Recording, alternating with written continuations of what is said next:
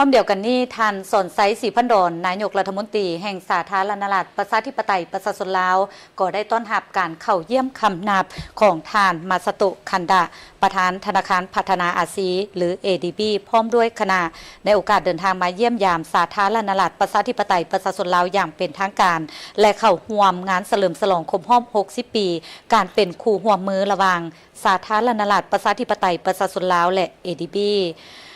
ท่านนายกรัฐมนตรีสนไซศรีพันดรได้แสดงความยินดีต้อนรับอย่างอบอุ่นและตีราคาสูงต่อการเยี่ยมยามเฮ็ดเวียกอยู่สาธารณรัฐประชาธิปไตยประชาชนลาวข้างทำอิฐของท่านมาสโตคันดะภายหลังได้รับการแต่งตั้งเป็นประธาน ADB ในต้นปี 2025 พร้อมทั้งเข้าร่วมงานเฉลิมฉลองการเป็นคู่ร่วมมือครบรอบ60 ปีระหว่างสาธารณรัฐประชาธิปไตยประชาชนลาวและ ADB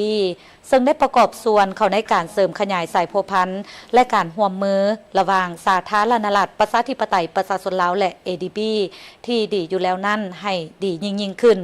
พร้อมเดียวกันนี้ท่านนายกรัฐมนตรีสนไซศรีพันดรก็ได้ตีราคาสูงต่อการพัวพันร่วมมือที่ดีตลอดระยะ6 ทศวรรษที่ผ่านมาระหว่างสปป.ลาวและ ADB พร้อมทางได้ต่างหน้าให้รัฐบาลแห่งสปป.ลาวแสดงความขอบใจต่อ ADB ที่ได้ให้การช่วยเหลืออันล้ำค่า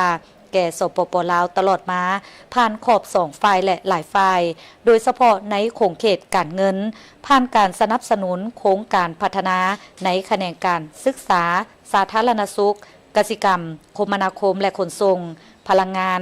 การพัฒนาทรัพยากรมนุษย์และอื่นๆซึ่งได้ประกอบส่วนสำคัญเข้าในการพัฒนาเศรษฐกิจสังคมของสาธารณรัฐประชาธิปไตยประชาชนลาวในใส่ลดพ้นความทุกข์ยากและยกระดับคุณภาพชีวิตการเป็นอยู่ของประชาชนลาวให้นับมือนับดีขึ้น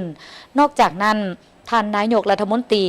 ก็ได้เน้นหนักความสำคัญในการสืบต่อจัดตั้งปฏิบัติแผนยุทธศาสตร์การร่วมมือกับ ADB ในระยะปี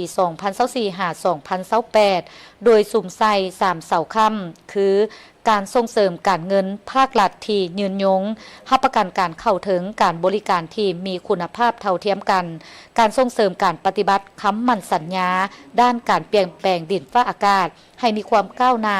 และการปกปักรักษาสิ่งแวดล้อมแบบยืนยงซึ่งสอดคล้องกับเป้าหมายที่รัฐบาลสาธารณรัฐประชาธิปไตยประชาชนลาวได้กำหนดไว้ในแผนพัฒนาเศรษฐกิจสังคมแห่งชาติ5 ปีครั้งที่10แต่ปี 2026 หา 2030 ในโอกาสเดียวกันนี้ท่านมาสโตคันดะก็ได้แสดงความขอบใจอย่างจริงใจต่อการต้อนรับอันอบอุ่นและตีราคาสูงต่อการพัวพันร่วมมือที่ดีระหว่างสาธารณรัฐประชาธิปไตยประชาชนลาวและ ADB ตลอดระยะ60 ปีที่ผ่านมาพร้อมทั้งให้ความหมายมั่นว่า ADB จะสืบต่อให้การสนับสนุนและช่วยเหลือสาธารณรัฐประชาธิปไตยประชาชนลาวเพื่อจัดตั้งปฏิบัติแผนยุทธศาสตร์การร่วมมือลาว ADB ระยะปี 2024-2028 และการจัดตั้งปฏิบัติแผนพัฒนาเศรษฐกิจสังคมแห่งชาติของสปป.ลาวให้สามารถบรรลุผลสำเร็จตามคาดหมายในตอนท้ายทั้ง2ฝ่ายก็ได้เห็นดีที่จะสืบต่อร่วมมือกันในการสุกยู่การจัดตั้งปฏิบัติแผนยุทธศาสตร์การร่วมมือลาว ADB ให้เกิดดอกออกผลยิ่งขึ้นเพื่อประกอบส่วนเข้าในการพัฒนาเศรษฐกิจสังคมของสาธารณรัฐประชาธิปไตยประชาชนลาวในปัจจุบันก็คือในต่อหน้า